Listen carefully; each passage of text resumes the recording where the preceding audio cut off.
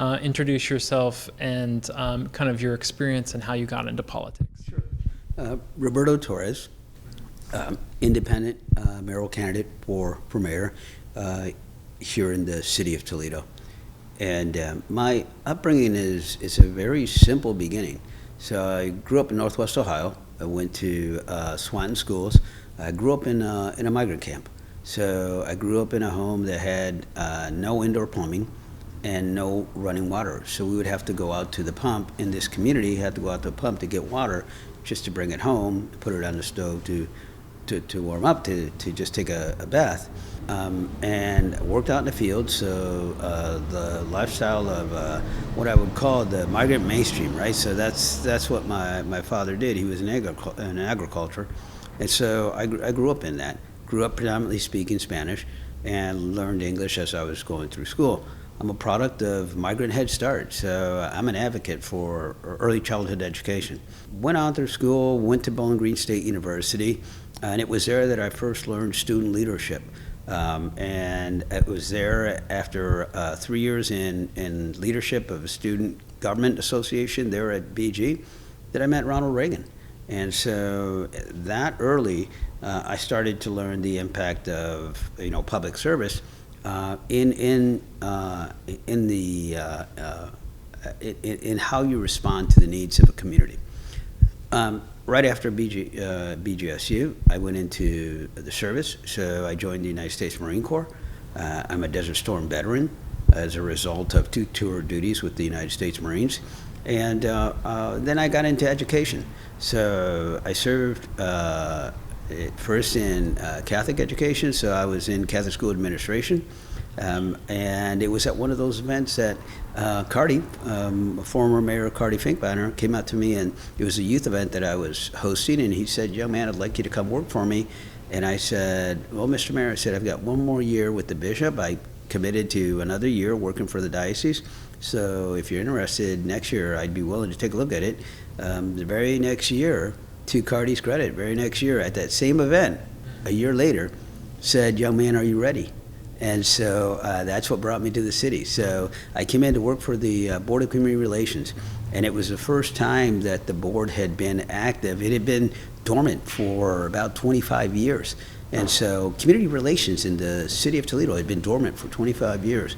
And so my role was to assist the director in actually marketing now this office and actually bringing the community together to advocate for issues that empowered our minority community. So that was my start with the city. I then received the directorship of the Youth Commission for the city, then went to neighborhoods, and eventually becoming manager of economic development under Cardi for 3 terms. In between there was 2 terms where Cardi served, and then Jack Ford came in. So I became the director of the Youth Entrepreneur Program for Jack Ford. And so I served 4 terms completely with the city. I then had the opportunity to take a position in Canton, Ohio, as Director of Economic Development. Went on to Canton. It was in Canton where I started doing more work in economic development. And I actually did international development. So between 2008 and 2011, that's when the market crashed. And so there wasn't a lot of cities that were making investments. Everybody was keeping their funding close to the chest. And so I actually expanded by being able to do international development. And so I was able to work through the governor's office, which, by the way, at the time was Governor Ted Strickland to start with, and then it was John Kasich. And it was under Governor Kasich, a Republican governor, and I was working for a Democratic mayor, where we started to actually work together to bring more investment into Canton. And during that time of that recession, we brought in $1.8 billion in new investment into Canton, Ohio. A town of 73,000 people, and we brought in that much investment. So the Canton of today has market rate housing, has housing affordability. It's the Pro Football Hall of Fame. So now there's a new village over in the Pro Football Hall of Fame. And ironically, all of that was done by an international investor using EB-5, which is an immigrant visa investment program. So from there, I then came to Toledo for a short stint to be the director of the Hispanic Chamber here in Toledo.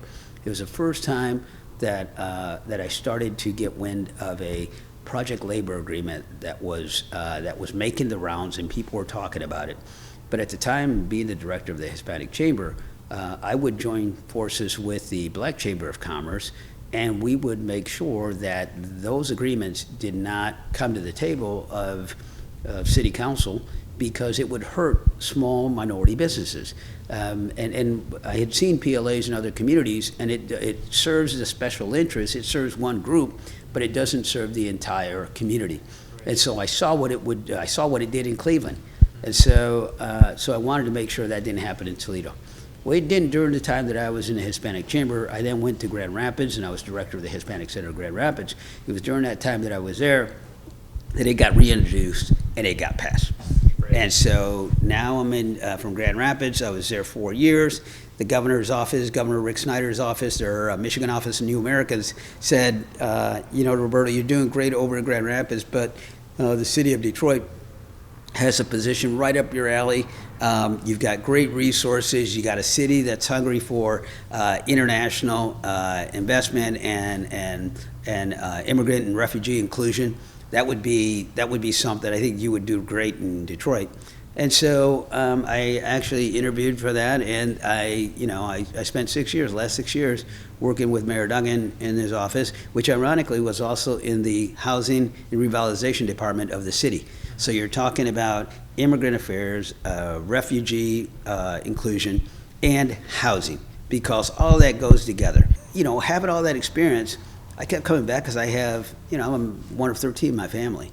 And so I have many brothers and sisters.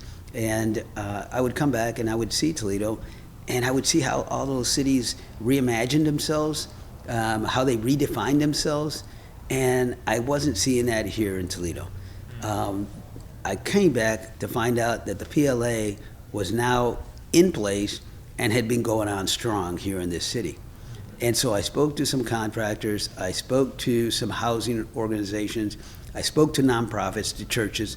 They all told me that this PLA was impacting on them not being able to put affordable housing out into the community. So that became one of the issues that really brought me to the city to say, it's got to change. It can't continue, because we're losing people. We lose people. In the last 8 years, we've lost 10,000 Toledoans. And the city themselves, if you look at the CAPER report, the last CAPER report that just came out from 2025 to 2029, admits that in that period of time, Toledo has lost many Toledoans. And their response to actually bringing Toledoans back is more housing. And my response to that is, well, it's great to have more housing, but what about stopping the outflow? Why are people leaving Toledo? That's the big question, because you can have 400 more housing units, and 10,000 people are leaving from your city, and so that became more evident to me that we needed to really shore up our neighborhoods, because downtown housing is great, but you're going to have transitory people. People are coming in temporarily. If they're in careers that are upwardly mobile, they're going to be like me. I get the next opportunity, I'm going to another city when I was young, right? So you get those opportunities. If we have a young professional class, and that's going to be our target, it's going to be a transitory population. We really need to focus on the housing in our neighborhoods, because that's where people settle. That's where people are there for a lifetime. And so to me, that was kind of like the motivation to say, if it's going to happen anytime, it should happen now. And I think the sentiment is likewise across the country, and that is that we need new leadership. And when they say new leadership, they're not talking about new leadership under the same organization, right? Because you can have an organization within the Republican and Democratic Party, and things don't change because you do things as you do things, right? You stay with the traditional mode of, here's how you run for office, here's who you place into positions, here's who you deliver services to, and nothing changes. And then we're asking ourselves, why do things not change? Well, because the game plan doesn't change. But when you come in with a clean slate and you're running as an independent, you don't have, you don't have those barriers. You're not beholden to any certain way of doing things. What you do is you look at it and you say, what's best in the interests of all Toledoans? Why are you running as an independent? And the answer that I heard right there is that you don't want to be beholden to the party line. Is that kind of correct? Well, it's a facade, really. Yeah. Here's what I mean by it's a facade. When you talk about the Democratic Party, and I've been approached by folks that said, "Hey, you ran as a Democrat before when you were on the school board. Why not now?" And I said to them, "You remember when I ran as a Democrat? I ran as a B Democrat. So the party was split. Then I ran as an independent Democrat. It was a B Democrat because there was a division within the Democratic Party. But here's the thing: is so the Democratic Party or any party will say we have certain rules and we have to follow by those rules. And I say to folks, I said, well, why do you not apply them to yourselves, but you apply them to other people? So I'm told, well, you didn't go to the Democratic Party because you wouldn't have gotten the you wouldn't have gotten the support. And all I have to ask is, where was that support for Paula Higgs Hudson? Paula Higgs Hudson was a sitting Democratic mayor here in Toledo at the time when Wade, as a Democrat, ran against a sitting Democrat. And that should have never happened. But the party stayed silent on it. Not only that, but it's an African-American Democrat. And in this city, for Wade to do that, and nobody else can do that, but he could do it, in a city where everybody else said there's 2 terms for mayors, and Wade decides, well, except for me. So all rules apply except for me. And so I ran as an independent because I didn't want to be beholden to facades. It's like it's like they say one thing, but then they do another. And for me to run independent, I didn't have to have that, I didn't have to go through that facade of we're going through an screening process and an endorsement process, when in fact, you would change the rules to be in your favor no matter what.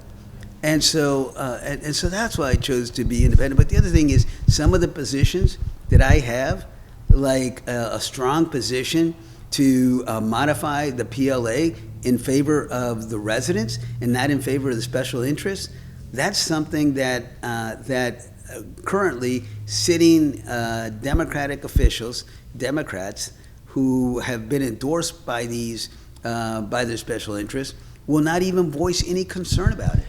And before you go on, can you just explain what the PLA is? Sure. Yeah. So the project labor agreement. So in general, what it should say is that project labor agreement is an agreement that is there for the city and local government to utilize the signatures and the contractors that are signature to unions, to use them exclusively for projects that are over a certain limit. So for example, if you're going to be doing a high rise, or you're going to do a new hotel, or you're going to be doing an arena, you have cities like Cleveland, Detroit, Grand Rapids. You have those big cities that are looking for signature contractors, because not only do they have the experience, but they also have the resources to be able to support such a construction, liability issues, bonding, things of that sort. And so, I don't agree that smaller contractors are less skilled. That's always the argument, is you're going to get better skill. That's not what I'm saying. What I am saying is that for bigger projects, you're going to need to be able to have a contractor that has greater capacity, and usually those are all the signatory, right? So that is essentially what a PLA does. Is it gives preference to certain signatures to do contract. However, it depends on what that means, what size of projects. So in other cities, it's projects that are over 500,000, projects over $1 million. So you're talking about major projects. And here in Toledo, it was 75,000. Now I'm hearing that now it's 75,000, 100,000. But But here's a good example. And I've worked with a number of contractors because I was at the Hispanic Chamber of Commerce, but I met with contractors just as I arrived back here in Toledo last July. I met with a lot of the housing organizations and contractors, and let's just say you're an excavator, you're a demo company. If you're a demo company, let's just say it's $25,000 each home that the city has out for bid. If you bid on more than 3 homes, you're no longer eligible to bid on these projects because now you have to adhere to a PLA, which means you have to pay the labor, you have to pay the wages of the prevailing wage for labor on that project. Well, if you're a small company, right, you can't do that. And if you're a nonprofit and you're paying your folks, half of what building pays their people, now you're pricing yourself out, and you can't do it. So I asked one contractor. So before you go on, I'm just going to clarify for people watching. So if I'm hearing you correctly, the PLA here in Toledo has a low threshold. Right. So for smaller projects, they're obligated to work with union contractors that have a higher kind of threshold price for their labor than potentially other workers or other companies might have. Is that correct? Yeah, so in essence what was happening is you have the building trade saying, we want to compete for this work, but at our level. So we don't want to compete against smaller contractors that can underbid us on projects because they pay less. So what was happening is you're now raising the level of pay, and the nonprofit organizations can't pay that.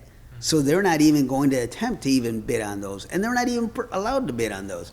And so it becomes an unlevel playing field in preference of a special interest, of that one union interest.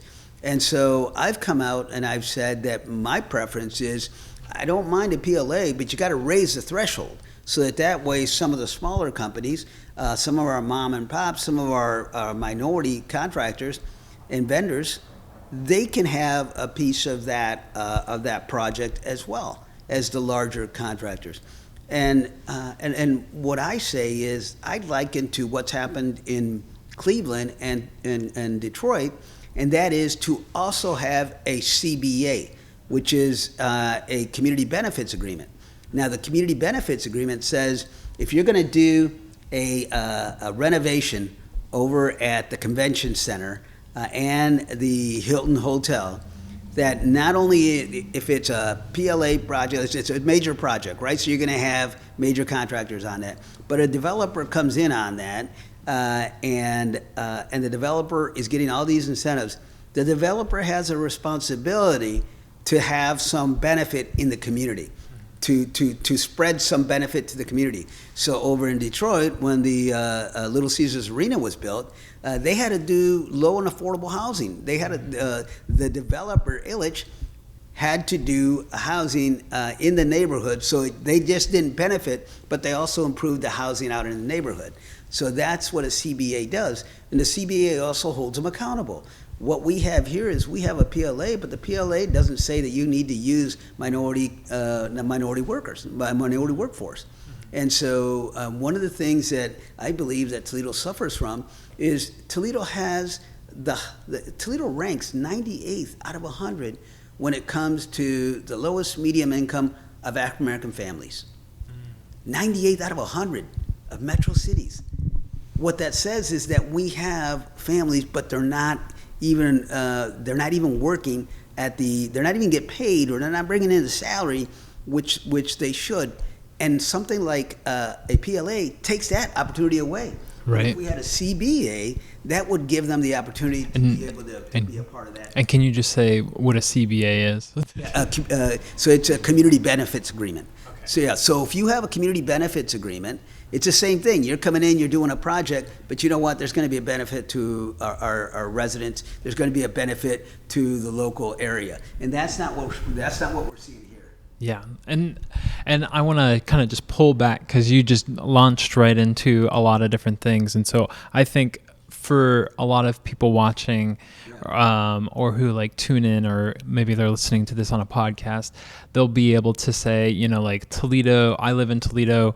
Toledo's main problems are, you know, blight, not a whole lot of economic investment, and housing is obviously another issue.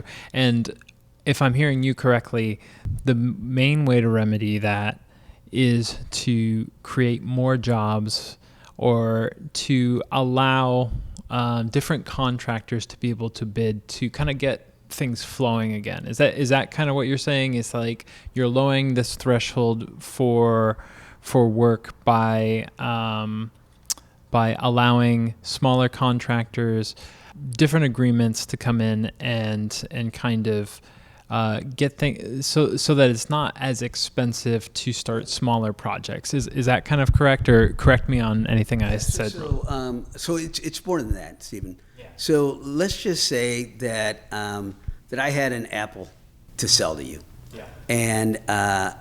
and you had 50 cents, and I said the apple is actually $1.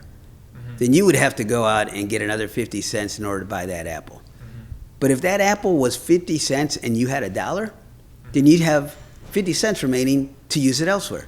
Yeah. So what I'm saying is the city, by its own policy, the city increases the cost of its projects. By that policy, it increases the cost. Because when I used to do rehab for housing, that would only cost, say, $125,000.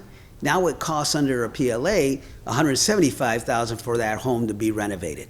And so what ends up happening is the city now pays out more resources. So if we had more resources, we'd have more resources for demos. If we had more resources, we had more resources for renovations. So what it does is it's like cyclical. It's like what you're doing is you're increasing the cost on the one end, but you're taking that money from where it could have gone. It could have gone into the neighborhoods.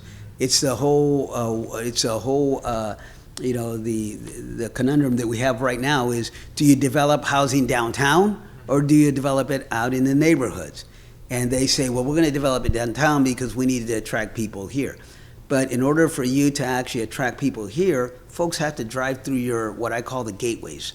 So going from Oregon, you're coming down East Side, you're coming in from Maumee, you're coming down Broadway and the Trail, you're coming off from the West Side, Sylvania, you're coming in through Monroe Street and Dorr Street. So all these corridors, and up from northern Michigan, you're going to be coming in through LaGrange, right? So these are all corridors at one point that were really identified as ethnic corridors, right? Hungarian, Polish, Mexican, and African American. These were very thriving neighborhoods.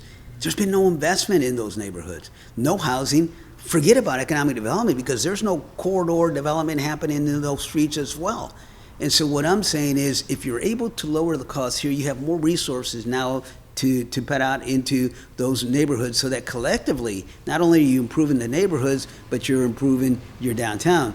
And now you've got real synergy going on with keeping the population in neighborhoods, because the majority of the residents that we're losing in Toledo aren't coming from downtown. The majority of them are coming from our neighborhoods. They're leaving. Now, whether they're leaving to Maumee or Perrysburg or Sylvania, or whether they're leaving, our region, they're leaving. But if we were able to do something to actually help keep people in the neighborhoods by cleaning up the neighborhoods, by getting rid of slum and blight, by doing some housing rehab, build up those bases in those neighborhoods, people will stay there. And we can also attract into the downtown. So it really is a twofold approach to actually doing housing development. Excellent. And so I think I've heard the defense of the other side as I've done these different candidate interviews. And one of the things that they say is, like, first and foremost, when it comes to jobs, when it comes to economic development, the city needs to set the example and pay their workers well. And they didn't say anything about your politics, obviously, but that is kind of what they have been saying, and especially with the UAW had a strike a few years ago, and then The Libby strike is going on right now. Do you think workers will react to, lowering that threshold and making it, or raising the threshold, I suppose, like that deal kind of kicks in? What do you think the reaction would be? Well, so first of all, let me just dispel any misperceptions out there. We're talking about one special interest.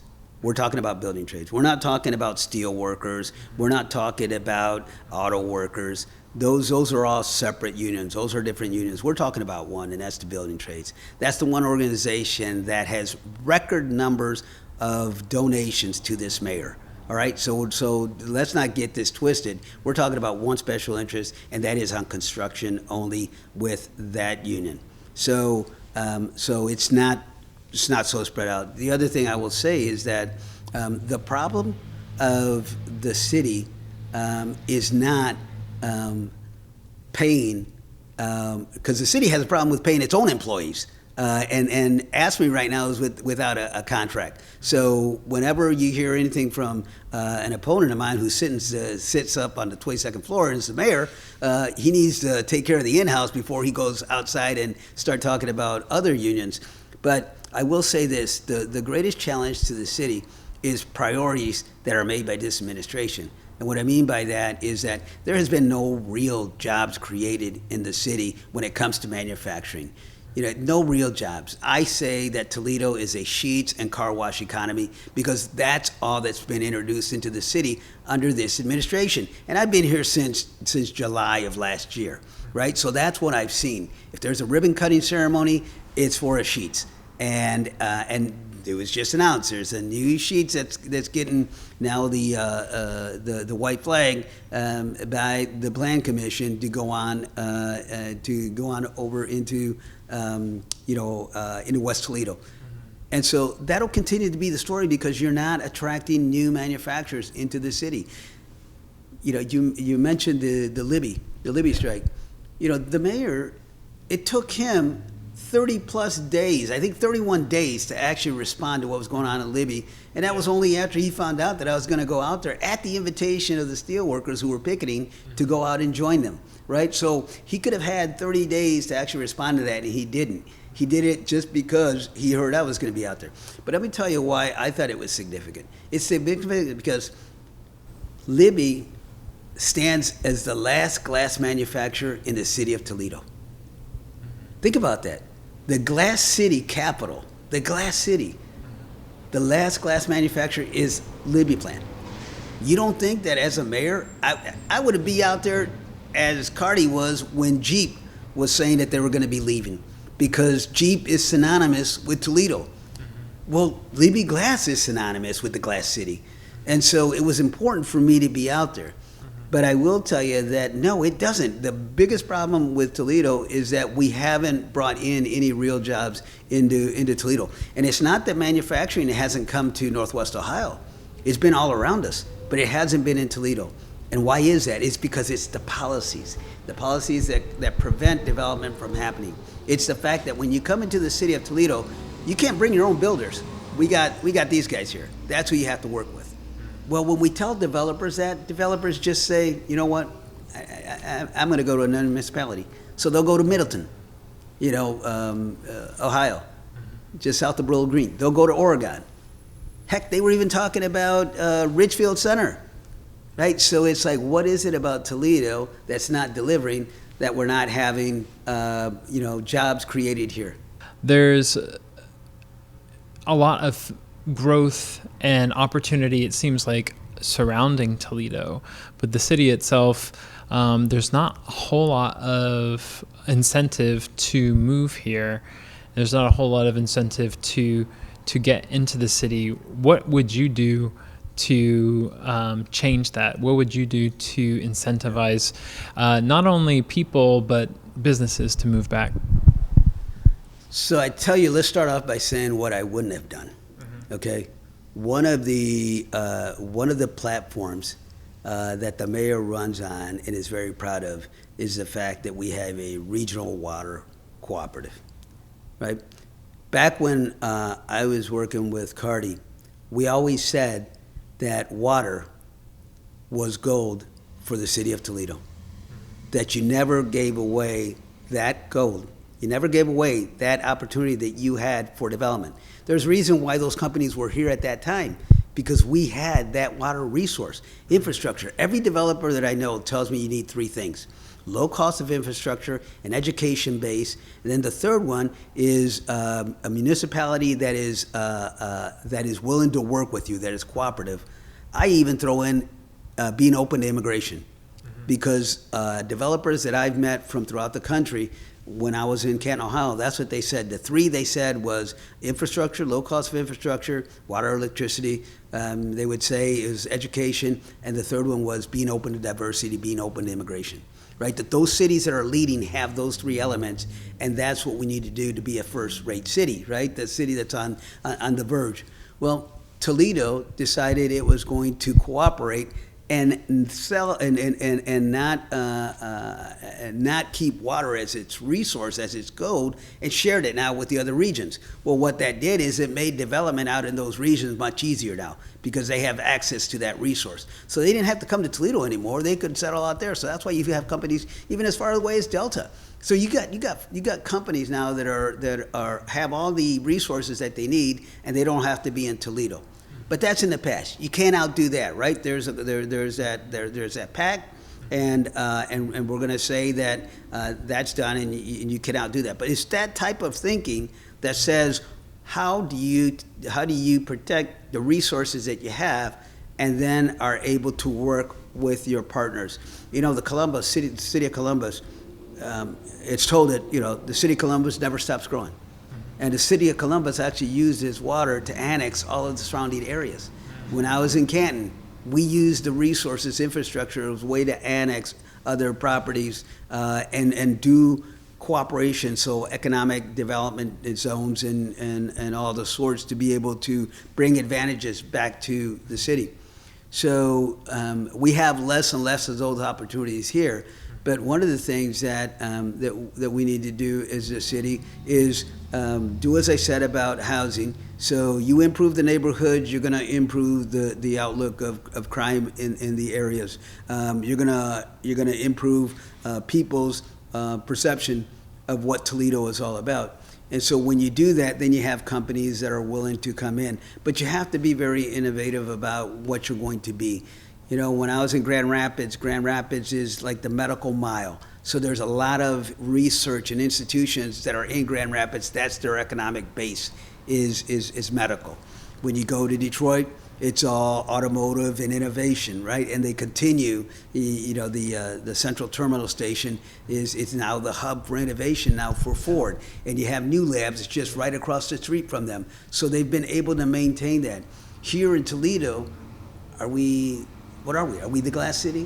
What are we? And if we are, then what are we attracting that has that base? And so you were talking earlier about First Solar. Why is First Solar out in Wood County, and why is it not here in Toledo? When a lot of that research was done actually out of the University of Toledo. Yeah. So it's like, what are we doing in order to stay ahead of all these innovations and these industries to make sure that we're attracting them here? So one thing that I was doing over in Detroit is what we call a global entrepreneurship and residence program.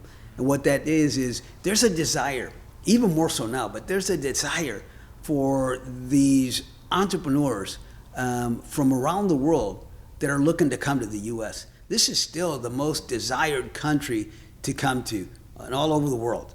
Desired. Even to the point where national elected officials want to just shut off the tap on incoming, immigrants. And if you look at Ford, you look at some of these other innovative, you look at the Silicon Valley, they all thrive because they have the mind and the entrepreneurs that are immigrant-based that come to those communities. The Global Entrepreneurship Resident Program is a very small program that says if you have a concept that you want to develop and come to the country, you will get your visa, but you have to teach at this university. And over in Detroit, I brought that to Detroit. It was a partnership with Wayne State University, and U of M in Dearborn. And so those universities took on these entrepreneurs that came here. They perfected whatever design they had, and when they took it to market, their responsibility was to actually hire Detroiters. So when they put their product to market, similar to when First Solar first came in, you put it to market, you hire local workforce. We need to grow that here in Toledo. We need to attract that here in Toledo, because if that industry doesn't come from within, you got to bring that industry here, and that's how other cities have looked at it. So we need to rethink of how we do economic development. And the other thing I'll say about economic development is that folks are resigned to say, well, we don't get our share because we're not one of the three C's. And so they blame Columbus, they blame Cleveland, they blame Cincinnati because they get all the resources and Toledo doesn't. And the way I look at it is everywhere I've been at, there's been a region. When I was in Canton, we looked at the region. Cleveland, Canton, Youngstown, and Akron. That was the region. So you looked at the benefit of the region to bring businesses to Canton. And what I mean by that is you use the assets of all your neighboring partners to actually be able to attract a company to your area that had low cost for infrastructure. When I was in Grand Rapids is the main city, but Western Michigan is actually the region. So you actually do economic development for West Michigan. And obviously in Detroit, you're not talking about just Detroit, you're talking about Wayne County, Macomb. And so you're talking about the other surrounding counties that make up the region. So Toledo really ought to look at its advantage of a proximity to Ann Arbor and Detroit and say, why can't we have an economic region that embraces us three, which says we have mutual interests in the universities, University of Michigan, University of Toledo. Why don't we work on that? Why don't we work with the airport, Metro Airport, and be able to have some type of relationship between Metro Airport and Toledo Express? Why don't we work through the automotive? We share common interests in right. automotive manufacturing. Why is there not the creativity to say, okay, let's rethink what we are as a region and look to see if there's partnerships there? And I think part of that has been happening. I know the Gordie Howe Bridge has been a long-term project that shipments from Canada will be able to go directly into 75, and there's hope around a lot of different projects. Even a candidate that I was interviewing earlier today, they had said that they just passed some legislation that is dedicated to refurbishing kind of old factory areas within the city to make them more desirable, to kind of get new companies into Toledo itself. The whole region does seem, though, to be decentralized at this point. And you kind of mentioned, like we've already given away our water. What is it that we can do to center things again? Because the region is not doing too bad. Rossford and Perrysburg and Oregon and all that kind of stuff. When you get the reports, when the reports say that Toledo is a top 10 city for investment, they're not talking about Toledo. They're talking about the metro. And so when you hear reports like that, I shared with you the LendingTree.com report on the median income of African American families. That's the Toledo we're talking about. But when they talk about the region, Toledo as a region, that's the metro area. They're talking about the Perrysburg, the Sylvanias, and the Balmese. Those are the ones that are doing really well. They are. And so what I would say is that when people say that, well, we're looking at older industrial, to me, it's not what you say, it's what you do, right? So in the last 2 years, this city has gotten $20 million in the brownfield redevelopment funds, right? So brownfield redevelopment funds is supposed to go to old industrial sites to get them ready and repurpose them, right? Most of those sites are in our neighborhoods that need a lot of improvement, right? So 20 million comes in. Guess where they're at? Guess where they got dedicated to? $20 million of redevelopment grants for brownfield. They went to Westgate for the north section of Westgate. I don't know if that's really a brownfield, right? So it's a brownfield. It went to the Toledo Zoo. It went to the Downtown Innovation Center. That is one building. It's going to the Four Corners downtown. It's going to the Warehouse District. And then it's going over into Northtown. So that's where all the redevelopment dollars are going. So to anyone who says that we're preparing, I say, well, show me where you've made that investment for that to actually happen. I agree with them. We should be doing that. But what I'm saying is, let's put some real meat to that proposition to make sure that it does happen. Well, we've got a little bit more time left. I wanted to talk about the economic development side of things. You've obviously Grand Rapids, Michigan, Canton, Ohio, and then Detroit.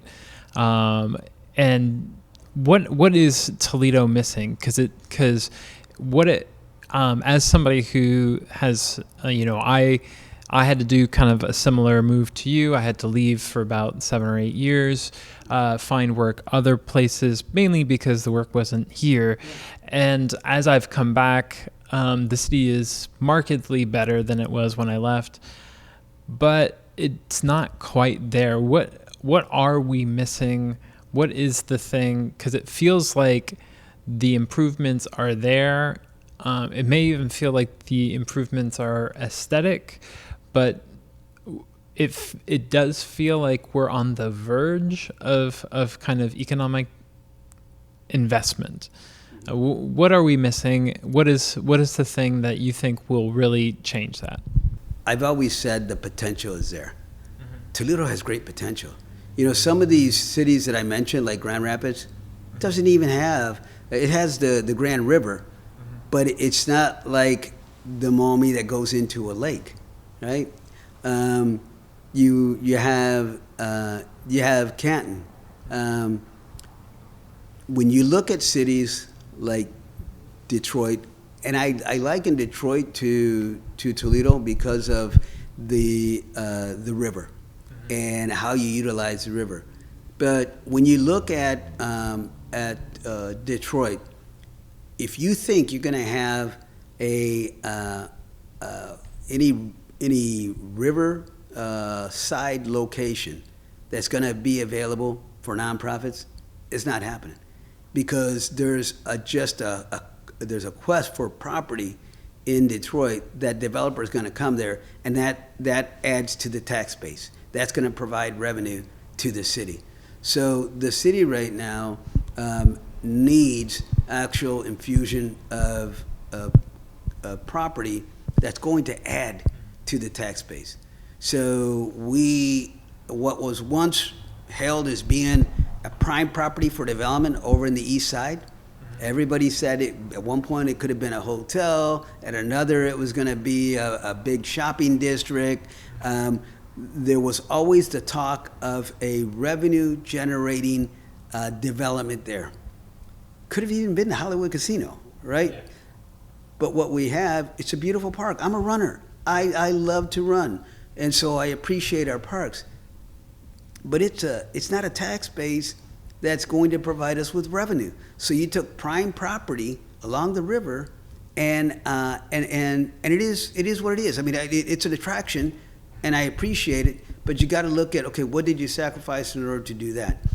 And you come over to the west side, and you see where ProMedica went in. And so ProMedica, and so I mentioned two great developers in our downtown, and they're both nonprofit. And it's like, where are our Dan Gilberts? Where are the Mike Illiches? Where are those developers that can come in and infuse funding into a project and then transform, just like Gilbert transformed Detroit? And I'll say this, you say that it's there. I say the potential is there. The potential is definitely there. I see it. The potential is there in our neighborhoods too. By the way, what's happened over at Point Place, that is a gem. When you look at other places like North Haven, Sagatuck in West Michigan, you look over at St. Clair Shores, just north of Detroit.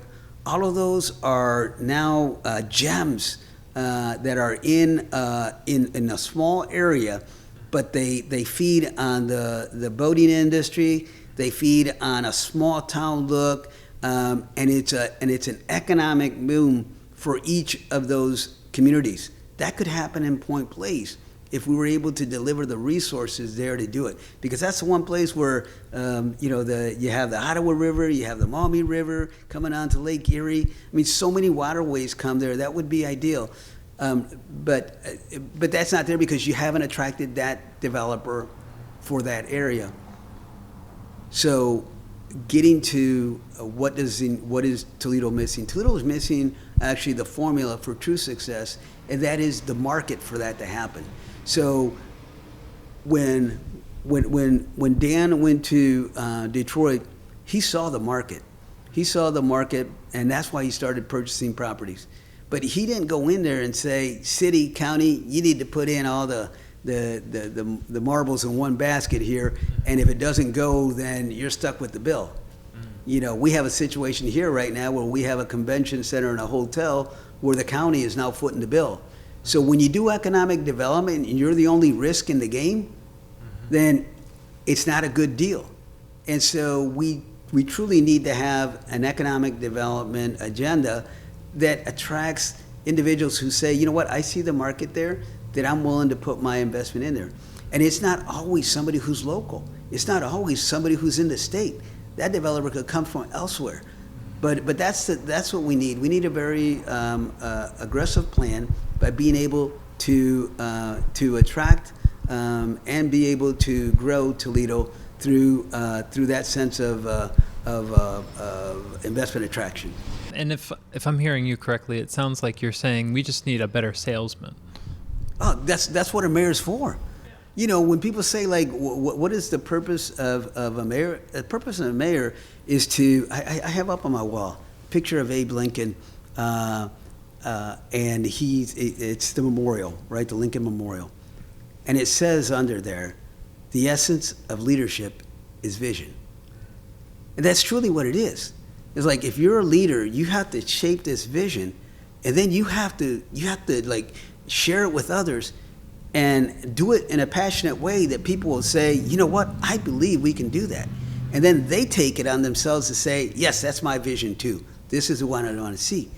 But when the vision is only one way, when the vision is only the developer's vision, or the vision is only the mayor's vision, and it's not the residents, and it's not the community, then you really don't have leadership. And what we need is, we need a leader that's going to do that.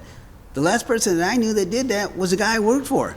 This guy, this guy loved Toledo so much. You're talking about Cardi, yeah. I'm talking about the man. Yeah, I'm talking about Cardi. This guy, he loved Jeep so much that's all he drove was Jeep. And so it's like you have to have a leadership that's not afraid to go out there and really talk up Toledo and really sell Toledo. I told you earlier, everywhere I've been at, I've sat at the table with the governor to do partnership and deals with the governor's office. And it has to be across the table. You can't just be saying that because it's a Republican governor, we're not going to get resources. You need to build that relationship. That's all. That's what a mayor is about. You got to be the number one cheerleader for your city. And I can tell you that everywhere I've been at, that's what I've been. I've been a spokesperson for the city. Somebody once told me, why do you wear that pin when you should wear a U.S. flag? And I said, because this pin is not given. This pin is earned. And I said, and everybody knows what that is. And I said, that's the way that we have to look at when one sees a city. It's like, you've got to be able to share with people the importance of what that is to be a Toledoan. And then have people say, you know what, that's a city on the rise. That's a city, that's where we need to be at. And you need to get up out of Toledo. How can you expect a mayor that won't even leave the 22nd floor to go out to the neighborhoods? How can you expect that person to go outside of Toledo to go draw business and attraction into our city? When is the last time that the city of Toledo has been over at the International Center, the International Conference for Shopping Centers?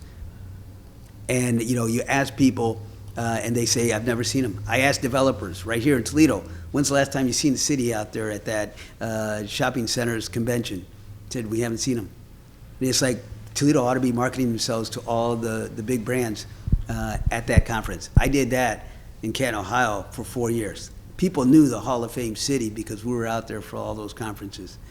We need to be talking it up. We need to be branding our city, and we need to be proud to be able to get out into our neighborhoods. Excellent. That seems like a good stopping point. Roberto Torres, Independent for Mayor of Toledo. Thank you very much for coming on. Thank you. Sounds great.